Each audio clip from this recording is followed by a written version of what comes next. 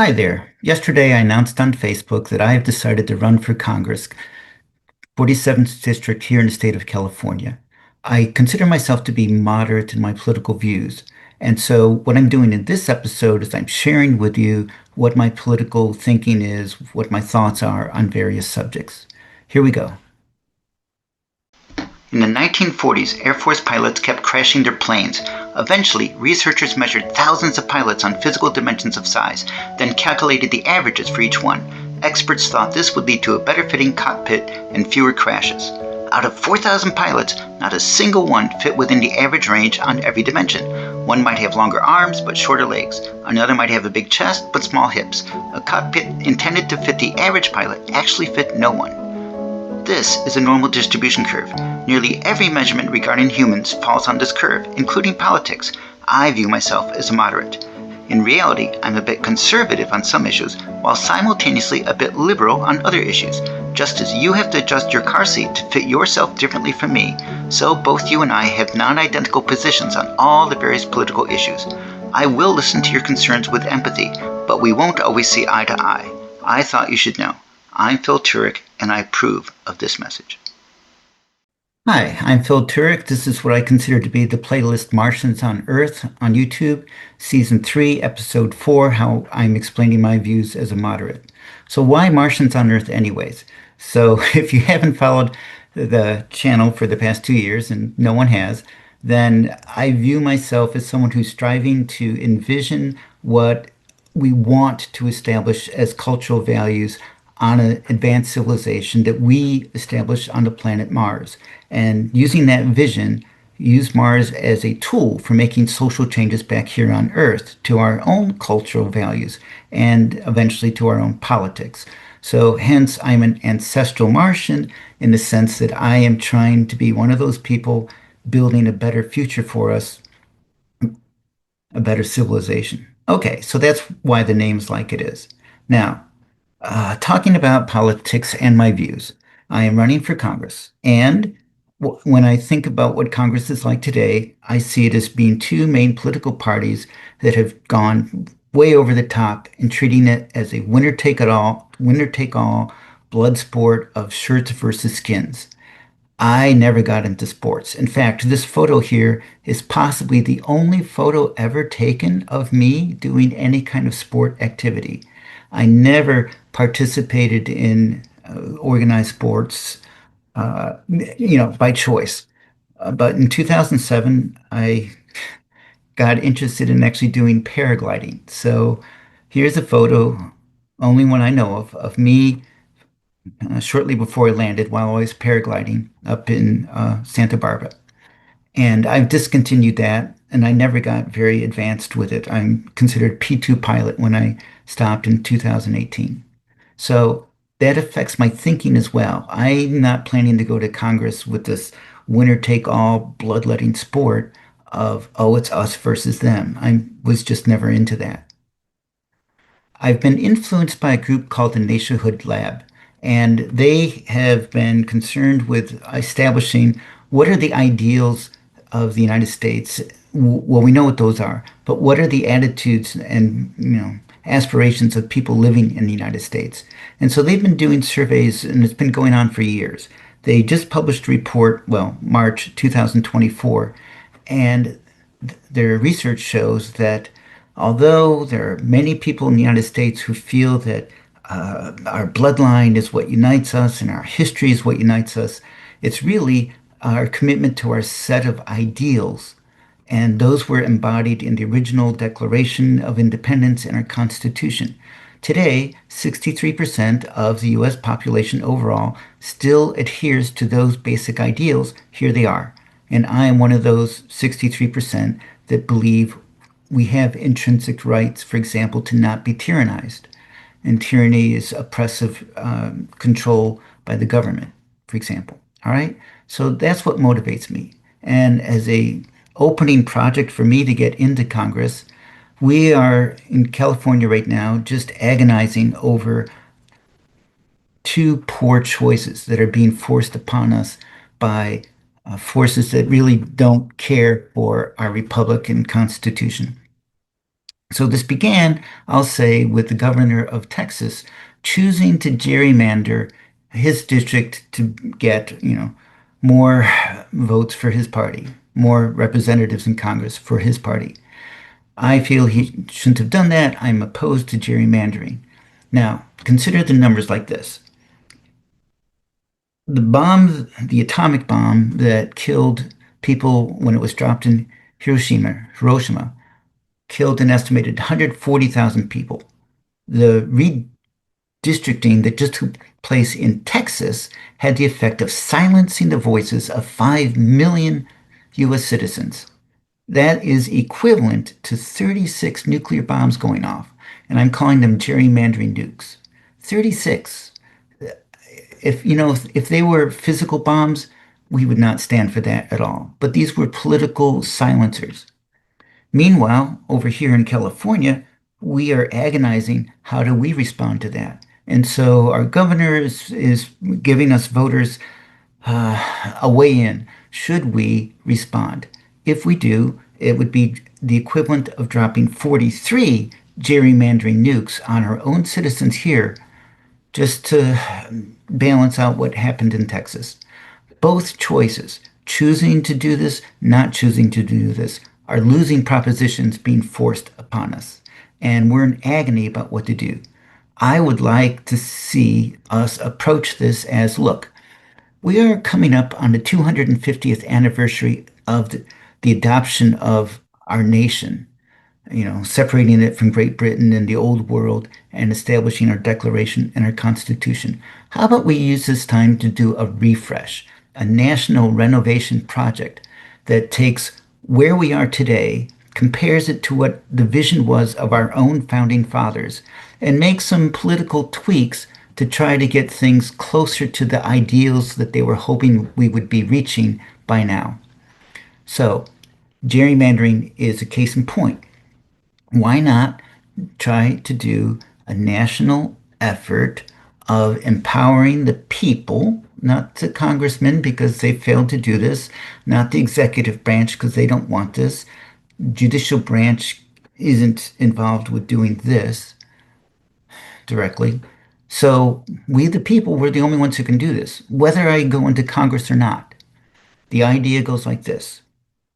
Within each congressional district, and there's like 435 representatives in the House of Representatives, within each congressional district, you form a little group of at least 3 people, and it has to be bipartisan, predominantly the party of your representative, and you go dig up this old bill from the 117th Congress, Senate Bill 2747, the Freedom to Vote Act.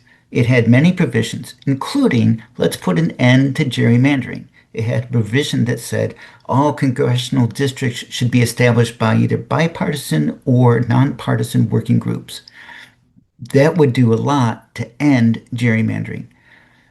There were additional provisions. It never became law.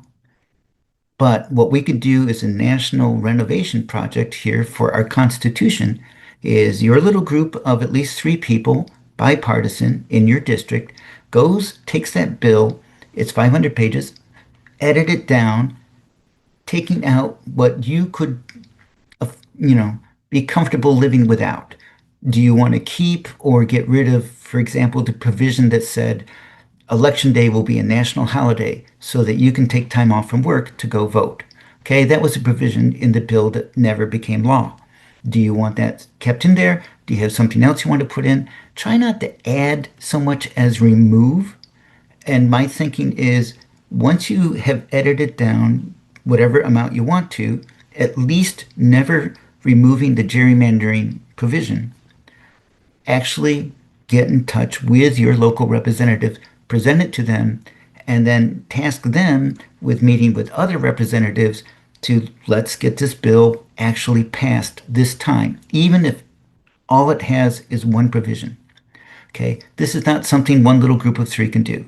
This is something that will only work if it's we the people, and it has to be all of us with enough public pressure on each one of our representatives and each one of our senators so that we can, first of all, overcome any filibusters because they're going to come.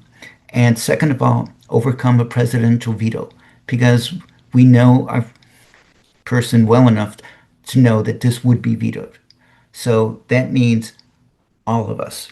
If it's not we the people, it's not going to happen. And right now, that means the equivalent of over 70 nuclear bombs being dropped on the United States, with more on the way in states like Missouri and so forth, Indiana.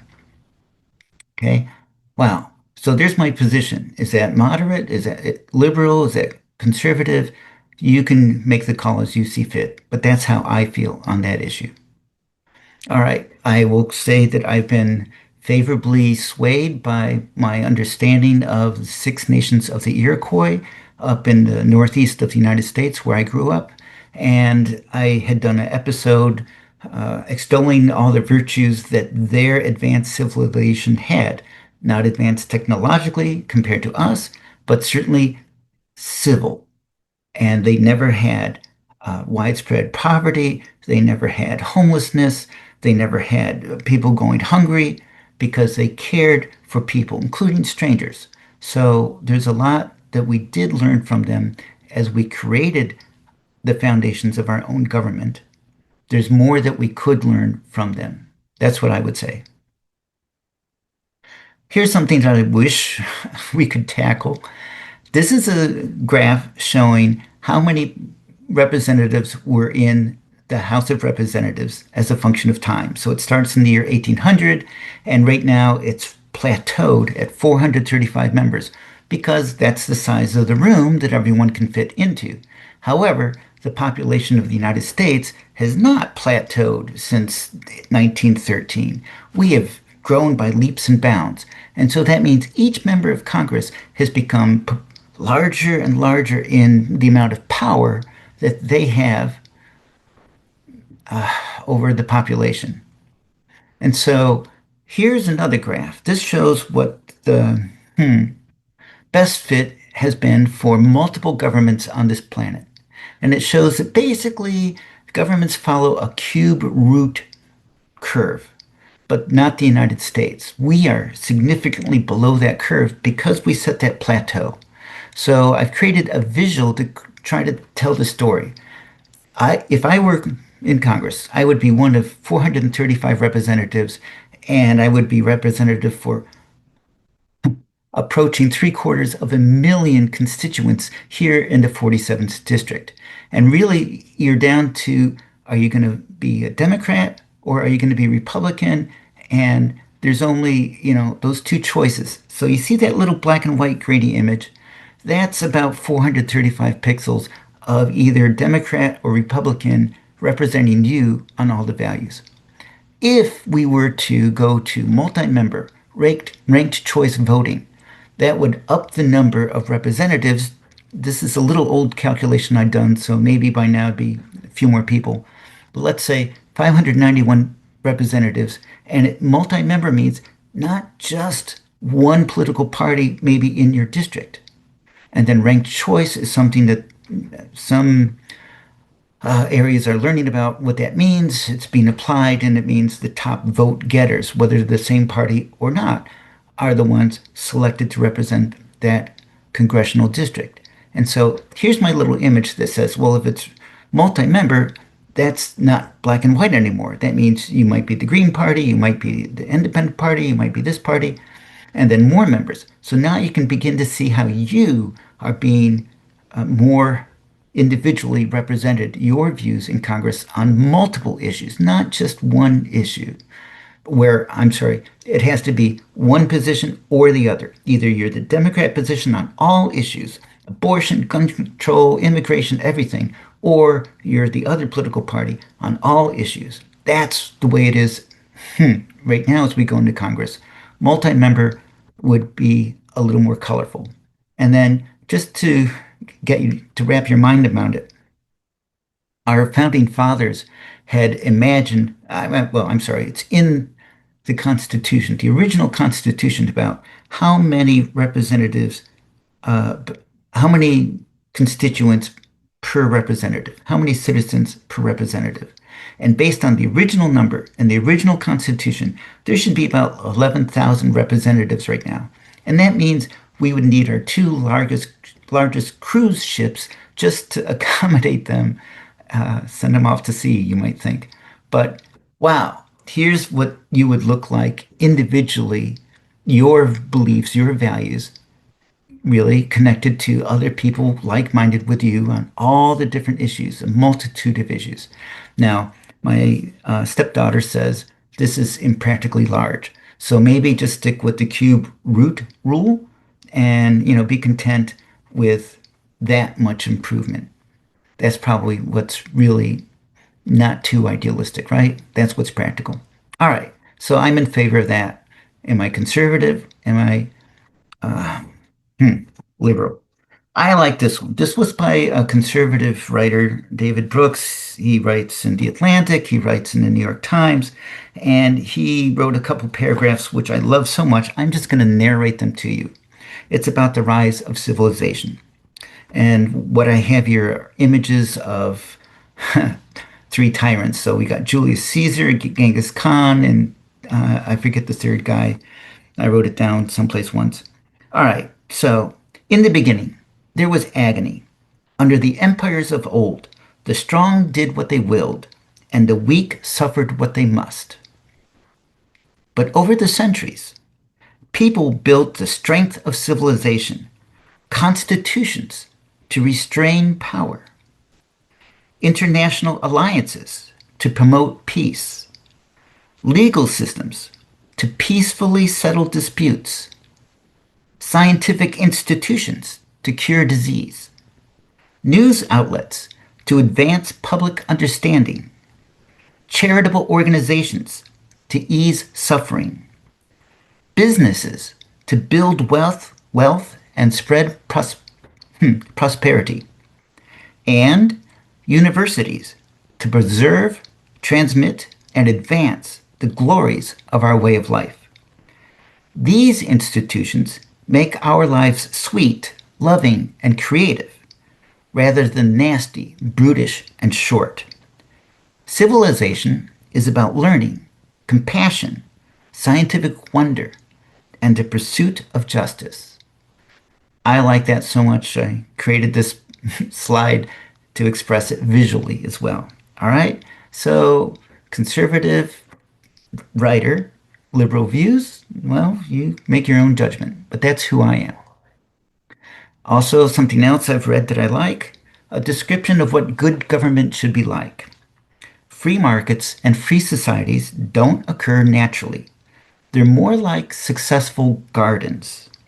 A good government acts like a gardener or referee, preventing the concentration of too much power in a few oligarchs or a specific tribe, while vigorously preventing discrimination and disenfranchisement, particularly for those with low social economic status. Okay?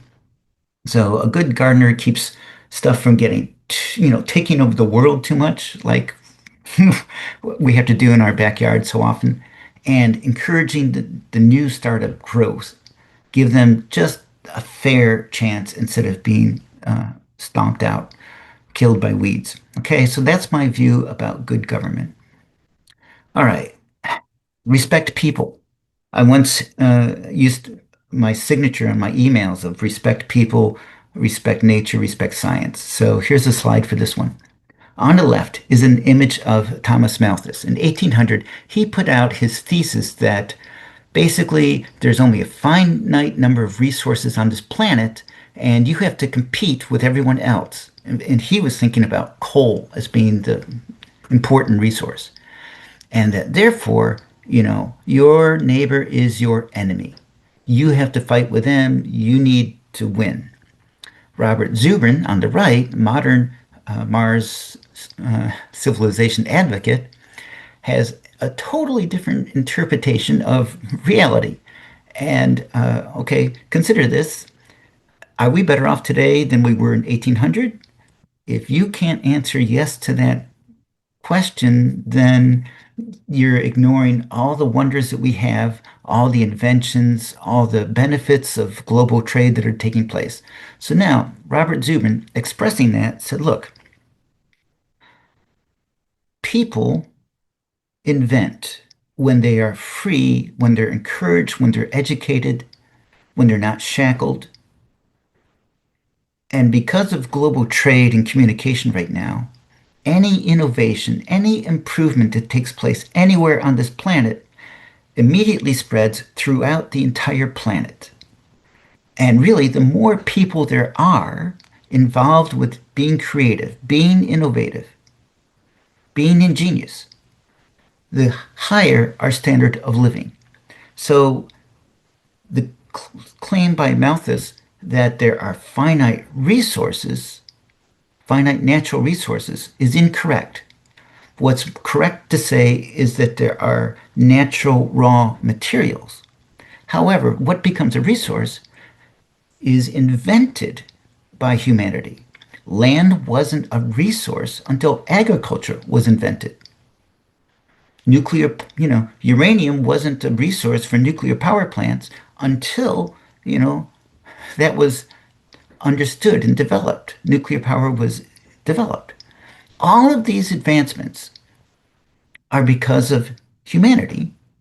And the more humanity there is now, the greater our rate of advancement. So this applies to the concept of immigration. Okay, so I'm going to put this part in about immigration reform right now and say this. When I had to apply for uh, some position, among other things, I had to turn in 3 letters of recommendation. One from, in my case, a former student, one from a parent unrelated to the student, and one from a neighbor.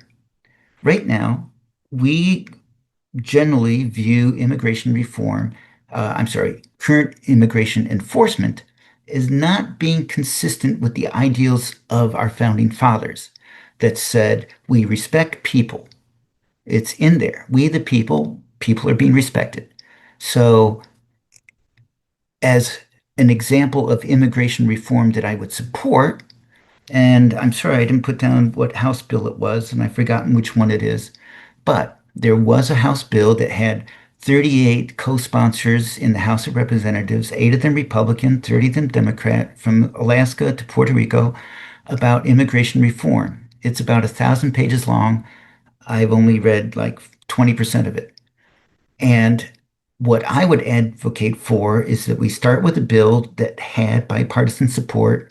This is probably about 2 years ago, this bill came out or was attempted. And as an example of a modification to it, I would say, look, right now we are branding as a criminal anyone who has the slightest illegal status for being here. So if you were a child and you came across the border when you're 3 years old, you are a criminal because you are now here. Even though you weren't a criminal when you were a child, you were a child. Children can't be criminals. So as part of immigration reform, I would advocate for this business of letters of recommendation. We have people here in California who've been, working the car wash, available outside Home Depot, doing gardening, doing all these things that none of the people who are complaining about their jobs being taken away want to do. Interesting, right? So how about someone who's been here 7 years or more?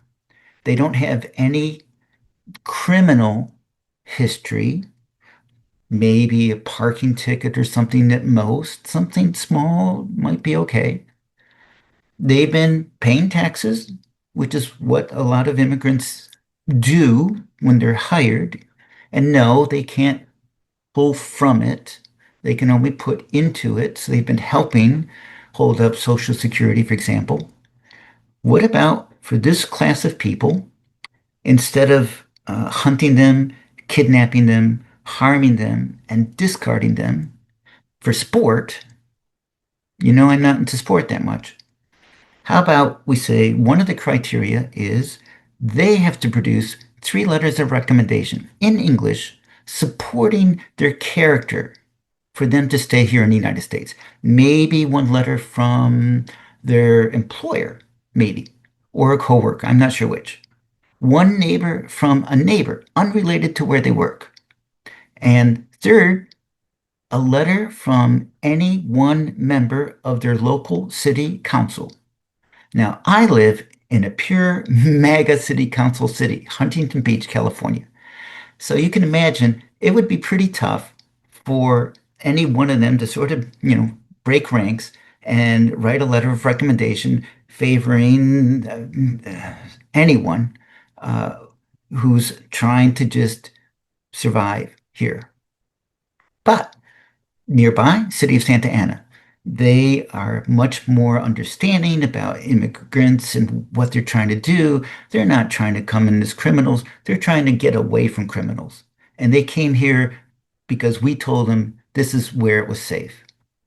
So maybe their city council will be a little more empathetic.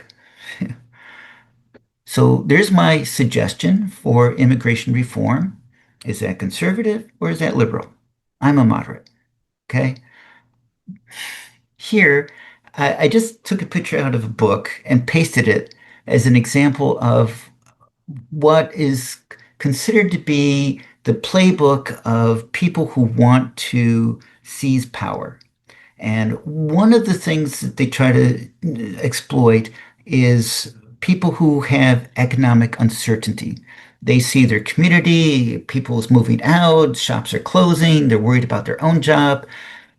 They're easily convinced that anyone who doesn't look just like them, to sound just like them, is an enemy to be feared. Okay, back to Malthus's idea. So, in fact, I know there's some, influential guy out on YouTube or in social media who walked the streets of New York City and is terrified because no one is like him and this is all scary. He was surrounded by Americans, U.S. citizens, lots of immigrants, lots of color, lots of variety. Why is he afraid? He's in the United States. Okay. So there is a politician who apparently made the claim fear is power. And they seem to be embracing that to this day, that this is how they should govern. And it's not how the founding fathers imagined. All of these things that you see here is not the way to run the United States. This is this is what they do when they want to revert back to the old days of the strong do what they want and the weak have to suffer what they want, what they have to, not what they want. So, goodness. Now, why did that go out? I don't know. I'm going to keep going. So much for the lighting. Here's something just as a reminder. This is a photograph. You might want to share it from your kids, or I mean, shield it from your kids. And it shows people celebrating and being happy and kind of gloating over the power that they've had over other people. And you can see sort of the mutilated remains uh, in the upper edge of the picture. And these are people who collectively said, yeah, okay, if we just do away with feelings of shame, if we can suppress our moral compasses, we can become a group of people who just feed off of hate and hunting for sport. Now, this is a black and white photograph from the United States. And these are called lynching postcards. And they did not take place only in the Deep South, like you might stereotypically imagine, but throughout the U.S., up to Michigan, okay, South and North. Right now, we are in transition towards, what's this weekend's news? This is September 8th or so, 2025. Oh, this weekend, we arbitrarily, well, we just killed a boatload of people, 11 apparently, because they were suspected of being drug smugglers. So, as a congressman, I would have a couple of questions about that. How do we believe our current government that that's who was actually on board the boat and that it was actually where they claim it was? as opposed to, oh, it turns out we made a small technical error. Turns out that was a Democrat congressman from off the coast of Florida, and they were just in their boat, and we blew it up anyways.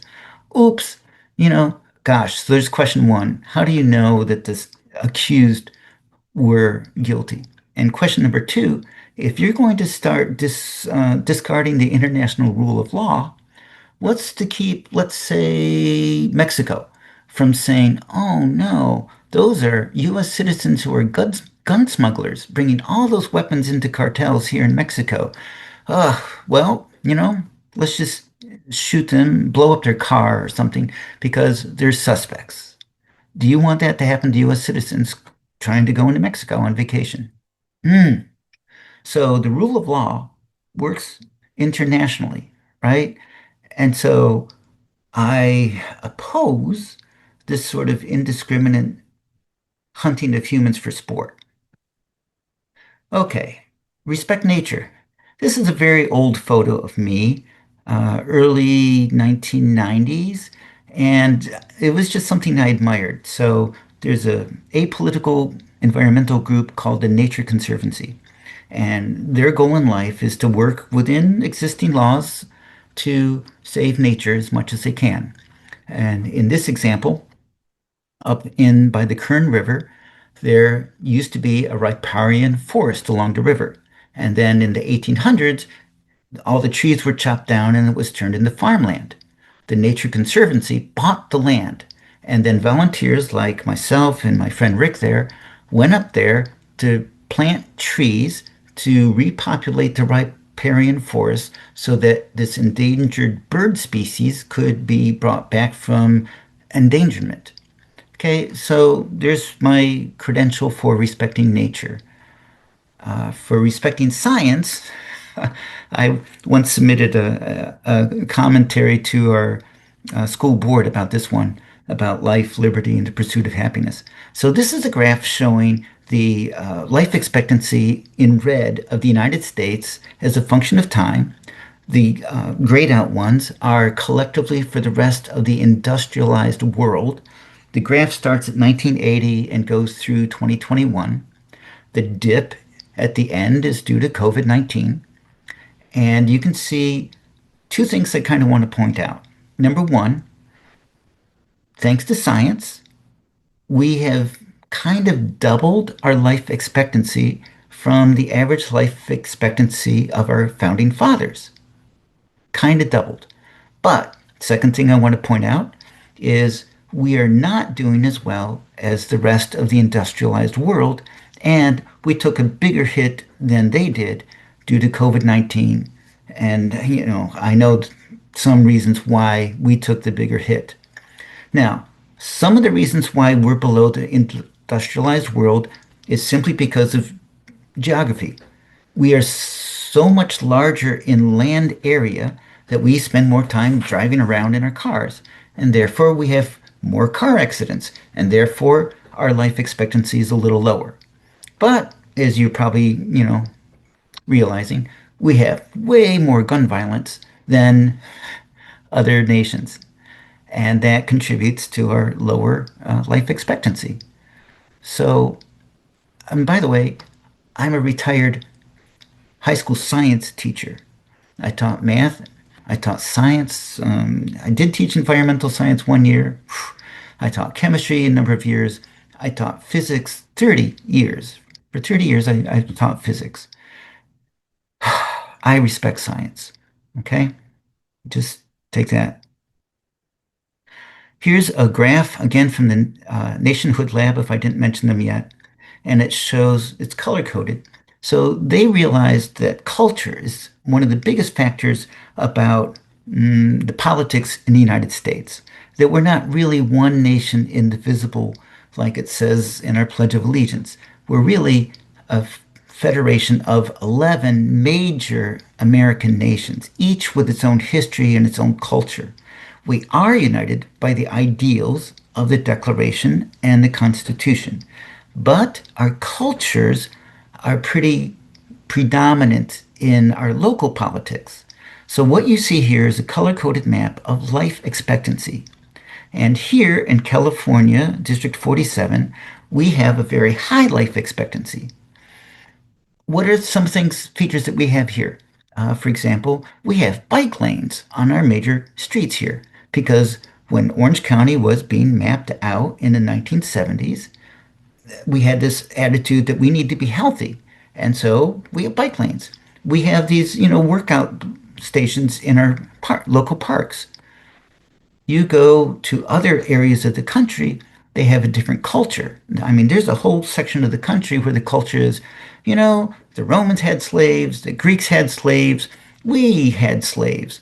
We just kind of, they took it a little further than the Romans and the Greeks. In Rome and in Greece, you could, you know, get out of slavery after 7 years. And if you had a child, the child was born free, not as a slave. Whereas here in the U.S., we didn't behave that way. So different cultures lead to different attitudes about healthcare and about how many hospitals do you really want to have. And wow, it's amazing. So I advocate for you checking out stuff like this at the nationhoodlab.org, but that's an influence on my own political thinking. As a teacher, I had heard about how Amanda Gordon, when she read her poem at President Biden's inauguration, that afterwards a parent in Florida in one of the school districts complained that, oh, this poem makes me feel uncomfortable. And so the whole school district just caved in and said, oh, we don't want to, upset this one heckler about, students being educated as to the contents of the poem. So they banned it in the whole school district. And over here, I have a slide showing our normal distribution curve. There are two other examples I want to show of why I'm not fond of what's called the heckler's veto, where a very tiny minority just overrides the will of the majority. Okay, that's the heckler's veto. My second example was during the certification of the Electoral College results at the end of the 2020 election. It took just one senator lining up with one congressman from one state to put a monkey wrench in the whole certification process. That is a heckler's veto. Last example, my friend who has a cheerleader uh, team, she coaches. This year, she wanted to change what time of day they met from being at the end of the day, which is hard to work with, to the beginning of the school day, which is much easier to work with for the students based on all their different schedules and factors. And out of her 59 students, two students had parents who said, no, we don't want to change to the morning. And the school caved in and said, okay, then we're just going to keep it. Too bad that the other 57 would have benefited from it. So the heckler's veto. It does take some backbone to stand up against something like that. Am I conservative? Am I liberal? Hmm. Here's one last fact. Well, not last, but here's one more factor that I want to share with you. There's a group called the Social Progress Imperative. And this is a very old scorecard. They go around and they score governments. How good is this government taking care of these different factors? It's color coded. So this is the scorecard for the United States several years ago. And blue is good and red is bad. And there's only one blue thing here, and that says access to advanced education, quality weighted universities. Yay, the US was above average in that. And there's an opinion piece, I think, in today's New York Times about a person who's, or somewhere on the internet, about an educator who's pointing out how useful our educational system had been and how right now it's being decimated, destroyed, with a lot of side effects that are going to come out of that. So you can search for that one. Everything else, needs improvement. So water, sanitation, health, wellness, environmental quality. The U.S. has not been above average on any of that. So there's plenty of room for Congress to work on these things, but it takes, caring and it takes enforcement to make changes and buy-in. Okay. All right. I'm currently working as a substitute teacher, and as part of my annual training about how to be a good member of the school district, uh, we have to go through all this stuff. And one of those little episodes deals with the protected classes. So here I jotted down there's like 20 different ways you could judge a human, prejudge a human before you even meet him. And there's the list. And the point of this little episode in our training was these are protected classes. So you need to like consciously make an effort to work with a person if you identify them by this category or that category to not be prejudging them, get to know them first. Okay? So I'm going to toss in a thought now, and you might, squirm when you see where this goes. But I'm going to say that you should not view anyone who has one of these traits that you think they have as being evil. Okay? There's no correct way to look at this and say, oh, that category, they're evil. No, you don't judge individuals by stereotypes, anyways. But I just want to have you hold that thought. So what comes next is a little bit difficult for some of you. And you might just say, all right, you're done with me already. Part of what I like to do is read and, follow the internet and see what's going on. So I've read about there's some, you know, classification of people based on their behavior called the dark triad.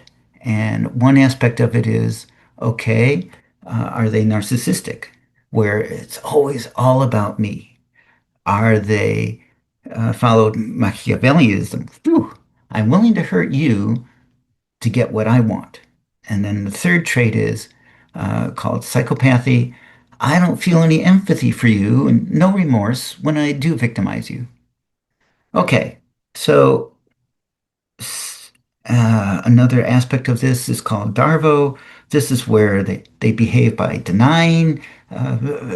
They'll do something, they'll deny that it was them, then they'll attack the person, and they'll sort of reverse who's the victim, who's the offender. So that's called Darvo. Now, it turns out 7% of the general population, if they have all of these traits at the same time,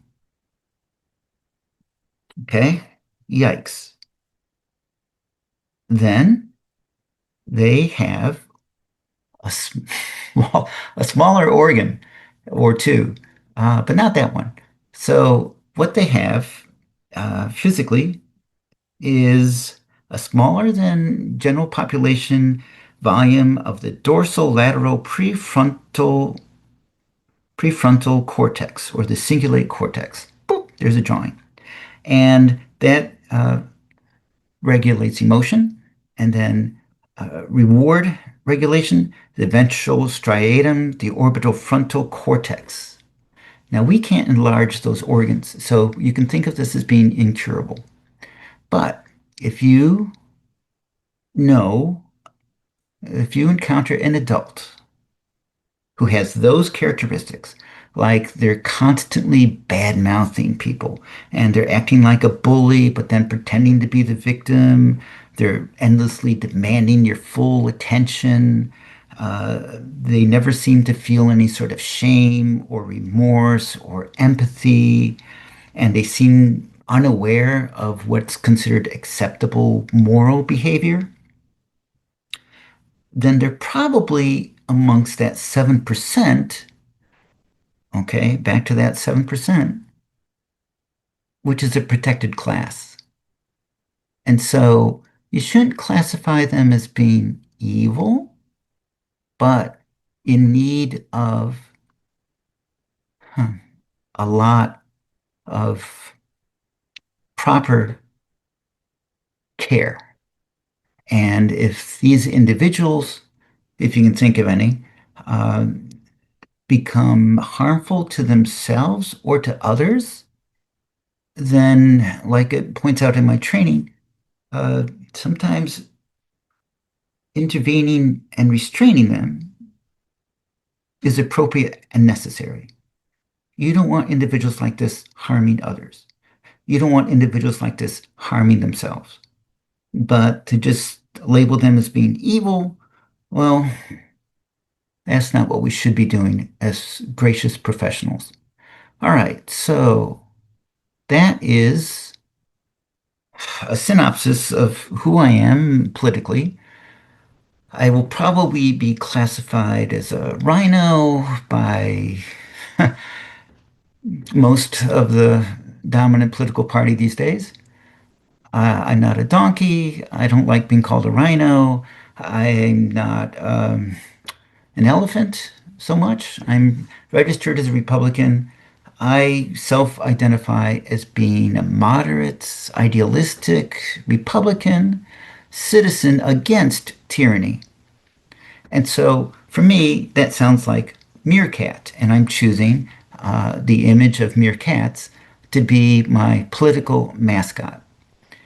If you concur with enough of these views that you choose to support my efforts to go into Congress, well, you don't have to be Republican, but it's good if you come up with something with positive wordage. Like, are you moderate? Do you have positive motivation? Are you intelligent or idealistic? Or do you have integrity?